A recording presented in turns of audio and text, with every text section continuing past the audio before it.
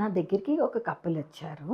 Wife age 40 years, husband age 44 years. So పెళ్ళై వాళ్ళకి 20 years అయింది. So they have been trying to conceive since then. వాళ్ళు చాలా doctors దగ్గరికి వెళ్ళారు, టెస్ట్ చేయించుకున్నారు. సో ఐవీఎఫ్ సజెస్ట్ చేశారు. కన్సీవ్ అవ్వడానికి ఐవీఎఫ్ ఒకటే ఆప్షన్ అని చెప్పారు. సో లాస్ట్ ఆప్షన్ గా వాళ్ళు మా దగ్గరికి వచ్చారు. సంవత్సరం రోజులు నా దగ్గర ట్రీట్మెంట్ తీసుకున్నారు. So they followed each and every advice which I had suggested and they conceived after 1 year, but unfortunately the baby got aborted in the second month of pregnancy. So they were very disappointed. Told them there's nothing to worry because once you have conceived, so it is a positive sign. But immediately after the next cycle of ovulation induction, conceived. And now they came here, now she's 10 years. So these stories motivate us to work harder. Story ఎందుకు నేను చెప్తున్నానంటే, చాలా మంది ఇలా conceive అవ్వలేదని చెప్పి నెలకు ఒక కాల్ చేసి మారుస్తూ ఉంటారు. సో దీనివల్ల డాక్టర్కి కరెక్ట్ ట్రీట్మెంట్ ప్రోటోకాల్ ఐడియా ఉండదు. సో కరెక్ట్ మనం ఒక డాక్టర్నే నమ్మి